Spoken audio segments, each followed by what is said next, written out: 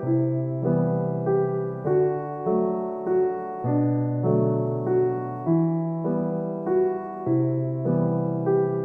paz sejam multiplicadas em Cristo Jesus. Bom demais estar aqui mais uma vez para continuarmos estudando esse personagem tão importante que é o nosso pai, Abraão.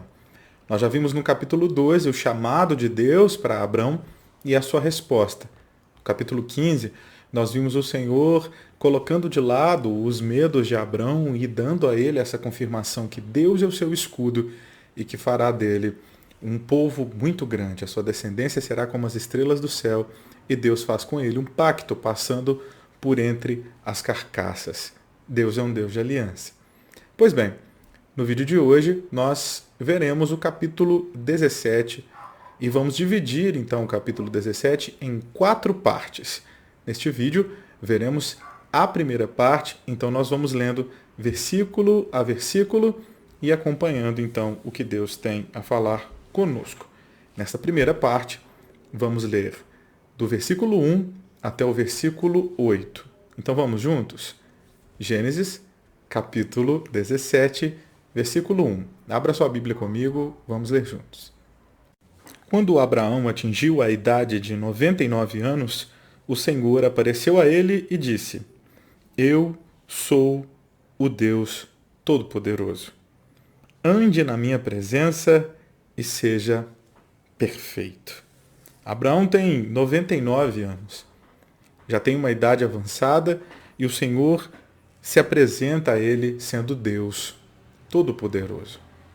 Nós vimos que no capítulo 15, Deus se apresenta a Abraão dizendo: Eu sou o seu escudo. E isso é uma resposta ao evento do capítulo 14. Abraão envolve em uma guerra e ele poderia ser retaliado pelos reis que haviam perdido essa guerra. Deus aparece dizendo: Eu sou o seu escudo. Agora, nós vemos que o capítulo 17 também é uma resposta ao capítulo 16. Aconselho você a ler o capítulo 16, mas eu acredito que você sabe o que acontece lá. Sara diz a Abrão que deveria se deitar com a sua serva Agar, visto que Sara não podia procriar. Sara entende que Abrão, deitando-o então com sua serva, terá resultado na promessa que Deus fez a ele. Isso cria um grande problema que se desenrola no capítulo 16. Agar de fato engravida e dá a Abrão seu primeiro filho, Ismael. Abrão, então, tendo esse primeiro filho, traz, de algumas maneiras, uma certeza de que Agar, escrava de Sara, tinha então uma proeminência dentro daquela família.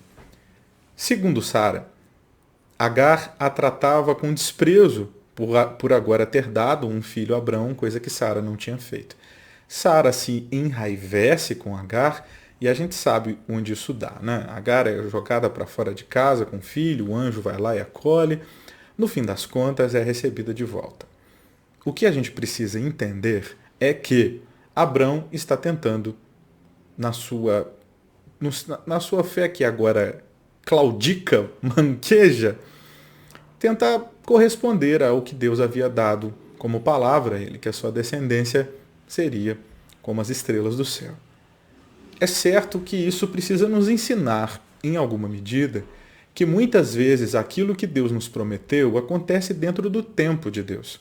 O Davi Sasser tem uma frase muito interessante, que toda promessa passa pelo teste do tempo. É bom a gente perceber que Deus fala no capítulo 15 a Abrão que daria a ele uma grande descendência, mas, ao que parece, nada muda, visto que os anos passam e Sara continua não tendo filhos. Muitas vezes nós temos um comportamento de, diante da palavra de Deus, ao invés de esperar Deus nos dar direções de como as coisas acontecerão, tentamos dar certas ajudinhas para Deus, né? Eu acredito que você também já fez isso. E o que Deus está fazendo agora é dar uma resposta a esse Abrão que tenta resolver as coisas com sua força. Então preste atenção. No capítulo 15, Deus aparece dizendo: Eu sou o seu escudo. No momento que Abrão provavelmente se sentia inseguro, com medo da retaliação dos reis que haviam perdido a guerra do capítulo 14. Agora vemos, no capítulo 17, Deus se apresentando a Abrão dizendo, eu sou o Deus Todo-Poderoso. Uma resposta a Abrão que tenta resolver as coisas na sua própria força, no capítulo 16.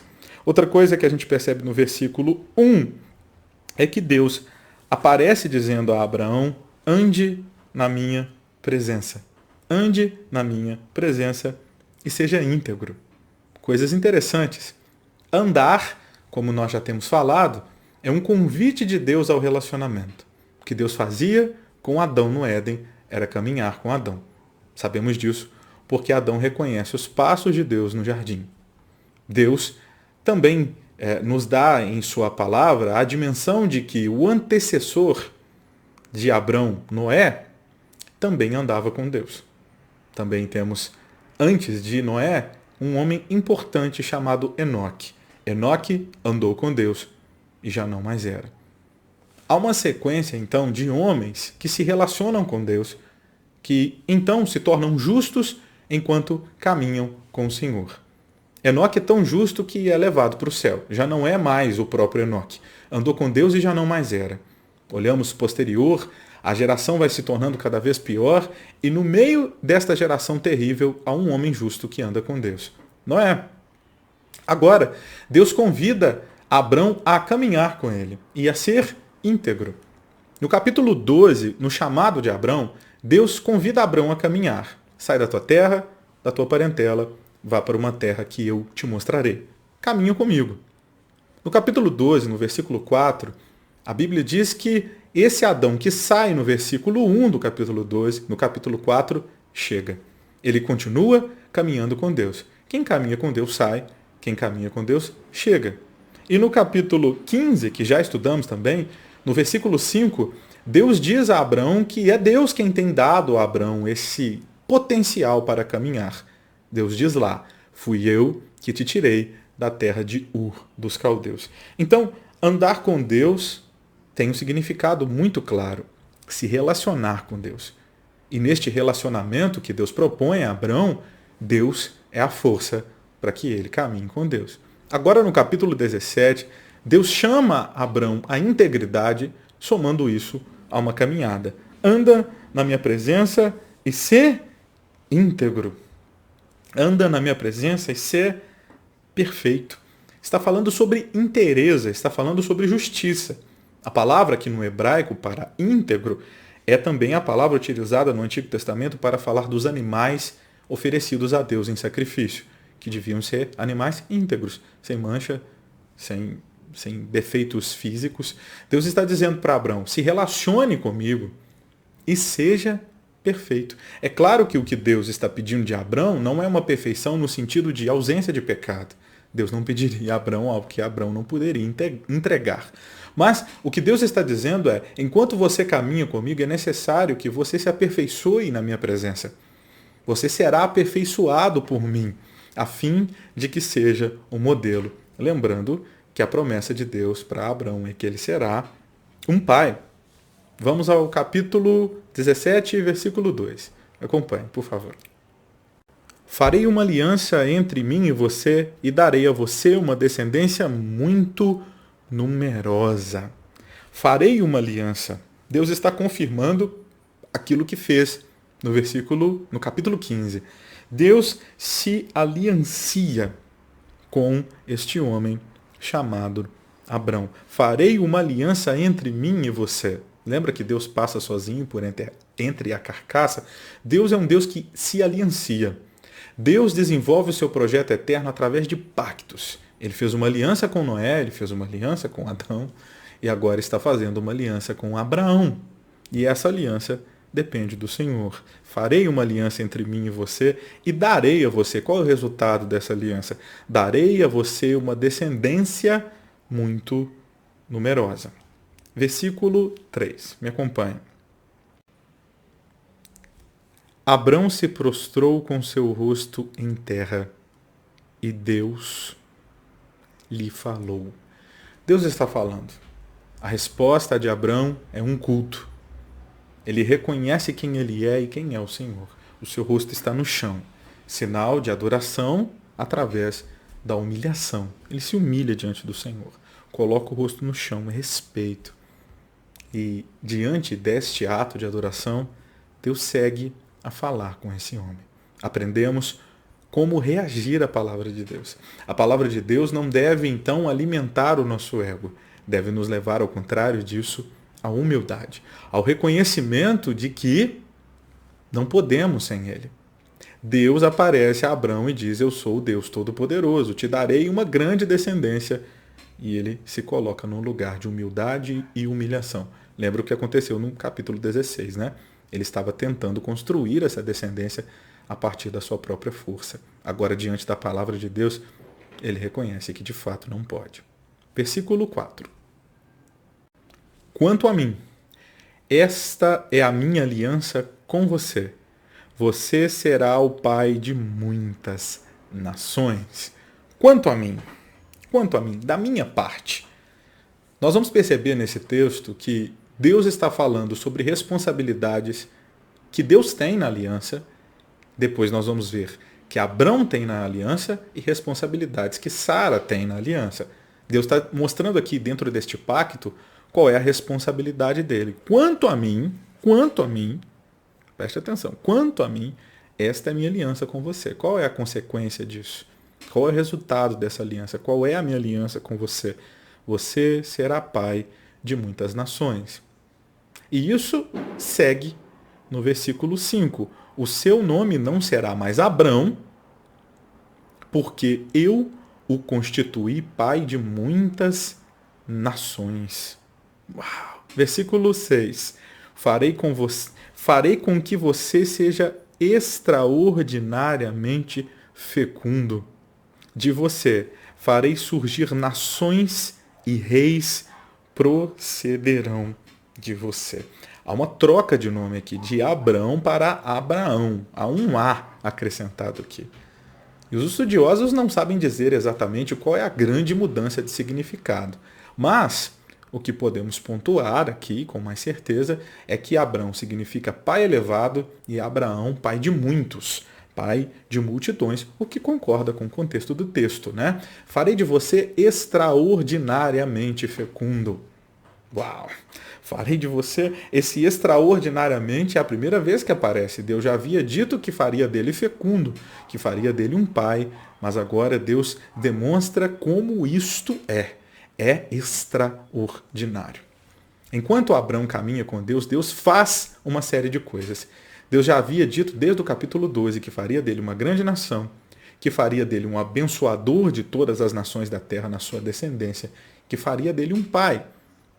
No capítulo 15, Deus segue dizendo que fará ele um pai, que a sua descendência é semelhante às estrelas do céu. Veja se você pode contar. Na aliança de Deus, Deus se aliancia conosco em seu poder. E o resultado disso é o poder de Deus se desenvolver através de um homem que entende que não pode e está com seu rosto no chão.